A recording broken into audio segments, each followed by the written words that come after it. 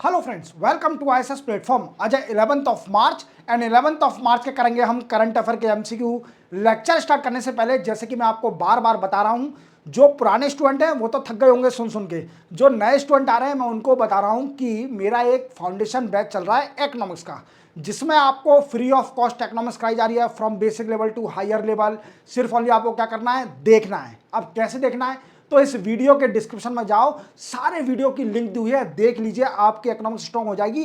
That's my guarantee to you. चलते video start करते हैं। ये वीडियो हर रोज सुबह 6 बजे आता है एट अर्ली मॉर्निंग 6। क्लियर? याद रखना, जैसे ही उठो वैसे ही इस वीडियो को देखो। चलते अपन।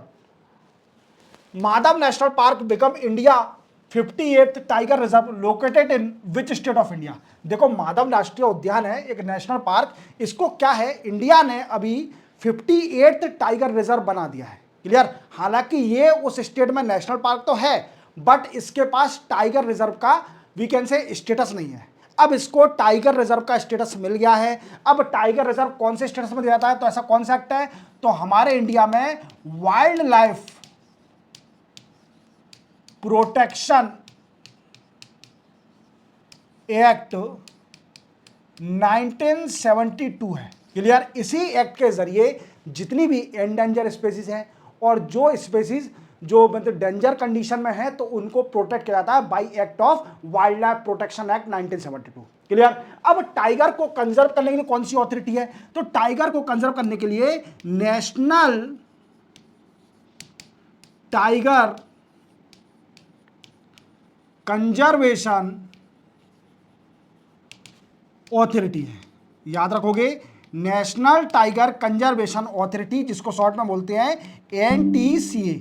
ये पूरी ऑथोरिटी मैनेज करती है, we can say tiger conservation के पूरे अफेयर एनटीसीए मैनेज करती है। और एनटीसीए का ही वर्क है to provide the fund for the protection of tiger और the conservation of the tiger, जैसे आप जानते हो। और ये माधव नेशनल पार्क है ना, ये है कहां पर, ये मध्य प्रदेश में है, और इसी स्टेट में सबसे ज्यादा टाइगर की पॉपुलेशन है, ये भी याद रखना। क्लियर? और मध्य प्रदेश वी कैन से माधव नेशनल पार्क, ये मध्य प्रदेश के सीपरी डिस्ट्रिक्ट में है, याद रखना। देखो, आपने कूनो नेशनल पार्क के बारे में तो सुना होगा, जो चीता आए थे अफ्रीका कॉन्टिनेंट से, तो वो कूनो नेशनल पार्क में गए थे। अब कूनो नेशनल पार्क और माधव नेशनल पार्क दोनों पास पास है, बट हालांकि जो कूनो नेशनल पार्क है वो मध्य प्रदेश के सोपोर डिस्ट्रिक्ट में है, बट उसका एरिया इतना है कि सीपरी से भी कनेक्ट करता है। इवन माधव नेशनल पार्क को भी कनेक्ट करने का प्लान चल रहा है, हो जाएगा, कोई बड़ी बात नहीं है। क्लियर? चलते हैं अपन आगे। Which city is venue for hosting wave summit 2025। देखो, सबसे पहले अपन को जानना है कि वेव्स का फुल फॉर्म क्या है, तो इसका फुल फॉर्म है world audio and visual entertainment summit 2025। Clear? ये अब कहां पर, कौन सी सिटी में होगी, अब ये कब होगी, ये होगी 1 मई से लेकर 4 मई तक चलेगी, ये भी याद रखना। 4 दिन चलेगी, और ये मुंबई वेन्यू है जहां पर वेव समिट 2025 होगी, जो कि 1 मई से लेकर 4 मई 2025 तक चलेगी। याद रखना, सिंपल है वैसे। विच कंट्री कंडक्ट खंजर 12th military exercise with India. देखो, खंजर, अब खंजर क्या है, ये मिलिट्री एक्सरसाइज होती क्यों है, देखो क्या होता है कि मिलिट्री एक्सरसाइज का मेन मोटिव यही होता है कि दोनों कंट्री के बीच में अपना एक्सपीरियंस शेयर करना। कौन सा एक्सपीरियंस, ऐसा तो नहीं है कोई कई सारे अफेयर एक्सचेंज करना, डिप्लोमेटिक एक्सचेंज करना, नहीं, डिफेंस और मिलिट्री एक्सरसाइज, मिलिट्री कैपेबिलिटी को शेयर करना। और जो कंट्री कमजोर है, जैसे क्या है, जो कंट्री जिसके साथ मिलिट्री एक्सरसाइज है इंडिया की, वो कंट्री इतनी कैपेबल नहीं है मिलिट्री में, तो हमारी इंडिया की मिलिट्री आप जानते हो वो ज़्यादा कैपेबल है। वी कैन से हमारे पास आर्म एम्यूनिशन ज़्यादा है, डिफेंस कैपेबिलिटी अच्छी है। तो क्या है कि उनको सिखाने के लिए, समझ लो कि उनको सिखाने के लिए एक्सरसाइज होती है, और ये स्टार्ट हुई थी 2011 से। क्लियर? 2011 से ये किर्गिस्तान और इंडिया के बीच में हो रही है एक्सरसाइज, खंजर 12th मिलिट्री एक्सरसाइज। क्लियर? खंजर एक्सरसाइज, अब ये मिलिट्री एक्सरसाइज है। और एक और बात याद रखना, इस बार ये इसी कंट्री में हो रही है। क्लियर? इसी कंट्री में हो रही है, याद रखना। और ये शायद ये 9 मार्च से 26 मार्च तक चलेगी। क्लियर, याद रखना, चलते बनाएंगे। Which country cricket team is the winner of champion trophy 2025? ये पूछ रहा है कि किस कंट्री ने चैंपियन ट्रॉफी जीती है 2025 की, तो वो कंट्री है न्यूजीलैंड। न्यूजीलैंड, अरे सर क्यों मजाक कर रहे हो, न्यूजीलैंड जीत ही नहीं सकती। अगर ऐसा बोलोगे आप तो पूरी इंडिया भड़क जाएगी, आपके जितने भी सब्सक्राइबर वो सब चले जाएंगे। ऐसा नहीं, देखो न्यूजीलैंड तो जीत नहीं सकती, क्योंकि इंडिया का सिटीजन अगर ये नहीं बता पाए चैंपियन ट्रॉफी किसने जीती तो फिर क्या जीना। ठीक है, क्रिकेट प्रेमियों को तो पता ही होगा कि हमारी इंडिया ने we can say champion trophy जीत ली है, और ये थर्ड टाइम जीती है। देखो एक बार श्रीलंका के साथ जीती थी, वी कैन से श्रीलंका और दोनों विनर रही थी, फिर दूसरी धोनी की कप्तानी में जीती थी, एंड थर्ड अब रोहित शर्मा। देखो आप, 2 आईसीसी की ट्रॉफी आ गई अपने पास 2 साल के अंदर। 2024 में हम ICC world cup T20 world cup लेके आए, वी कैन से 25 में हम चैंपियन ट्रॉफी लेके आए, और 2023 50 वर्ल्ड कप में हम फाइनल में पहुंचे थे। तो दैट्स अ ग्रेट थिंग। हमारी इंडियन टीम कितनी ग्रो करते जा रही है, आज वर्ल्ड में नाम है कि सबसे खतरनाक टीम है इंडिया, बॉलिंग में भी और बैटिंग में भी। चलते अपनाएंगे। Mark Carney has been appointed new PM of which country? मुझे बड़ी खुशी हुई है क्वेश्चन पढ़ने के बाद, और इसका आंसर बताऊंगा तो आपको भी खुशी होगी, क्योंकि यहाँ के अभी पीएम बने हैं कनाडा के। क्लियर, और कनाडा के पहले कौन थे? Justin Trudeau. ये आदमी ने, जस्टिन ट्रूडो ने, इसको मैंने आपको न्यूज़पेपर एनालिसिस में बताया था, इंडिया और कनाडा के रिलेशन। जो एक खालिस्तानी थे, वहाँ पर मृत्यु हो गई थी, उसका मर्डर हो गया था कनाडा के अंदर, तो पूरा ब्लेम इंडिया पर रख दिया था कि इंडिया की सिक्योरिटी ने उसको मारा है, इंडिया ने खालिस्तान को मारा है। इवन इंडिया इसका प्रूफ भी नहीं दे पाया वो कि इंडिया ने मारा है, इवन इंडिया इसको रिजेक्ट कर रही थी कि हमने नहीं मारा उसको। तो अभी ये ट्रूडो बार बार इंडिया पर ब्लेम लगा रहा था, क्योंकि इसका रीजन मैंने आपको न्यूज़पेपर एनालिसिस में बताया था, क्योंकि जस्टिन ट्रूडो को पहले ही पता चल गया था कि मैं हारने वाला हूं इलेक्शन, और उसको सपोर्ट चाहिए था, खालिस्तानी जितने भी कनाडा में रह रहे हैं इनका सपोर्ट चाहिए था इसको। तो ये वोट बैंक के लिए खेल रहा था राजनीति, इंडिया से रिलेशन खराब किए कनाडा ने इस वजह से, और कई सारे रिलेशन बिगड़े थे। मैंने आपको हर न्यूज़पेपर एनालिसिस में आपको क्लियर किया ये वाली बात, तो आप मेरे न्यूज़पेपर एनालिसिस वाले वीडियो जरूर देखा करो, उससे क्या है आपकी नॉलेज डीपली होगी। क्लियर, तो ये बने कनाडा के नए पीएम, नाम याद रखना मार्क कर्नी, इंपोर्टेंट है, वेरी वेरी इंपोर्टेंट। कनाडा के नए पीएम बन गए मार्क कर्नी, और ये लिबरल पार्टी से बिलोंग करते हैं, ये भी याद रखना, ये लिबरल पार्टी से बिलोंग करते हैं। क्लियर, चलते अपना।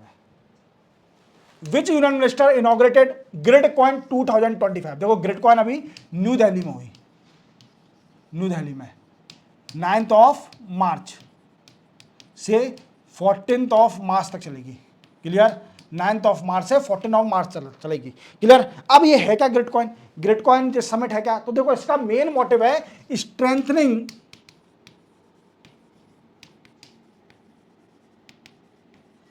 India grid power and fostering innovation in renewable energy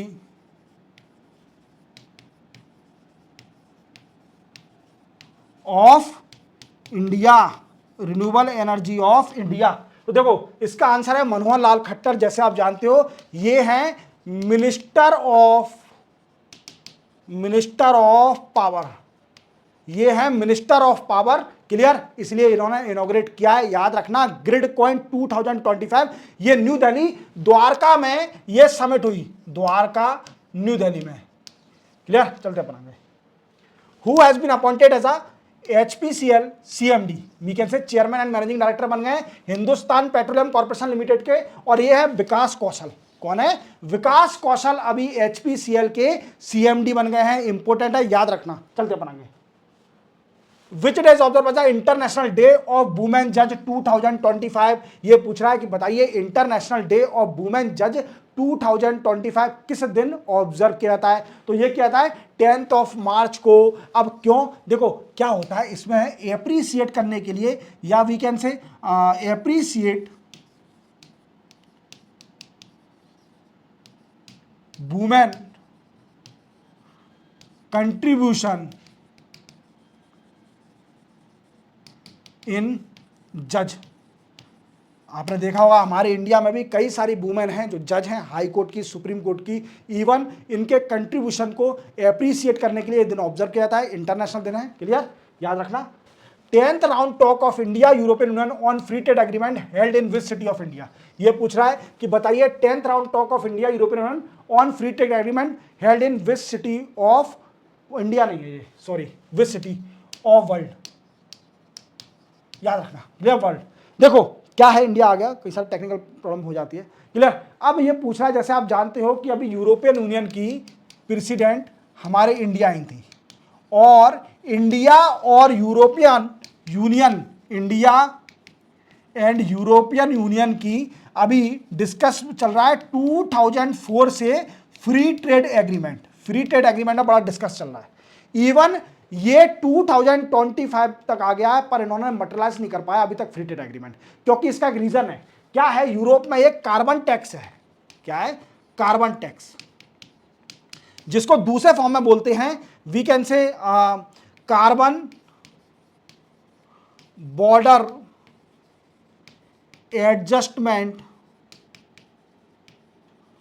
mechanism.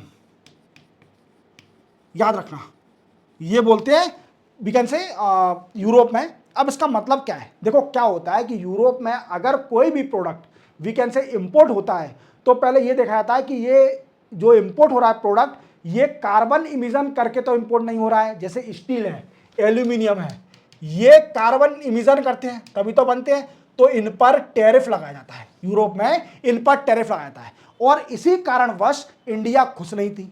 India ने बोला कि नहीं, आप कैसे टैरिफ लगा सकते हो, क्योंकि उसकी प्राइस अनाउंस हो जाएगी उस कंट्री में, इंडिया को फायदा नहीं मिलेगा, इंडिया का प्रोडक्ट कम बिकेगा अगर महंगा बिकेगा यूरोप में। तो इसलिए इंडिया इस वजह से फ्री ट्रेड एग्रीमेंट में हिंड्रेंस क्रिएट कर रही थी to sign between India and European Union. But अब ये प्रेसिडेंट आ गई हैं, वी कैसे दूसरी बार बनी है प्रेसिडेंट, और पहले ही विजिट इनकी इंडिया में हुई थी और चली भी गई हैं। अब ये मीटिंग 10th राउंड मीटिंग होने जा रही है ब्रुसेल में। कहाँ पर, ब्रुसेल। याद रखोगे तो यहां पर हुई, अभी होने जा रही है, और आज से स्टार्ट हो गई है। 10th से लेकर 14th ऑफ मार्च तक ये मीटिंग चलेगी, 4 दिन। और देखते हैं, अगर जो भी एग्रीमेंट साइन होंगे तो बताऊंगा आपको, जैसे ही न्यूज में आता है। ठीक है, तो इसी के साथ ये भी लेक्चर है कंप्लीट होता है। 11th ऑफ मार्च के करंट अफेयर के एमसीक्यू आपके कंप्लीट हो गए। अब आपको क्या करना है, इस वीडियो के डिस्क्रिप्शन में जाना है, वहां लिंक दी हुई है इकोनॉमिक्स के लेक्चर की, देख लीजिए, आपकी इकोनॉमिक्स स्ट्रॉन्ग हो जाएगी। क्लियर। इसी के साथ मैंने एक और लिंक दी हुई है, क्या फरवरी मंथ के करंट अफेयर अगर किसी को देखने हो, 100 most important question of the February month, तो वो भी इसमें लिंक है, देख सकते हैं। बेफिक्र रहो, मेरी गारंटी है सिलेक्शन आपका श्योर है। क्लियर। मिलते हैं हम कल, तब तक के लिए जय हिंद।